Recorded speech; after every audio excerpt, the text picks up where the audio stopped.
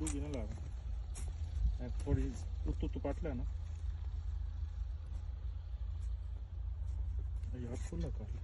हाँ चलो गोला इसका गोला नहीं बना डॉक्टर साहब। तो अभी इसको पानी लगाने वाला है। ये देखें कि उसने ये मिट्टी उठाई है ना, ये उठा के ये साइड पे करके और यहाँ से ये मिट्टी निकाली है। तो देखें ये 4 इंच नीचे तक हम गए हैं। तो अभी वैसे यानी देखने में तो ये गीली लग रही है लेकिन इसका गोला नहीं बन रहा, ये टूट जाता है।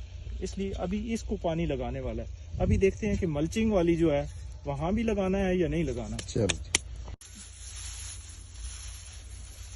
ये अभी देखें कि यहाँ पे मल्चिंग है और वहाँ पे करंट बन चुका था और यहाँ पे देखें कि बिल्कुल अभी तक बत्तर मौजूद है।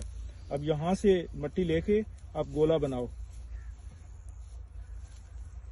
हाँ ये देखा, ये देखो, ये देखें अभी तक मेरे हाथ में है, ये उछल रहा है। तो मतलब ये कि यहाँ पे पानी लगाने की जरूरत ही नहीं हमें।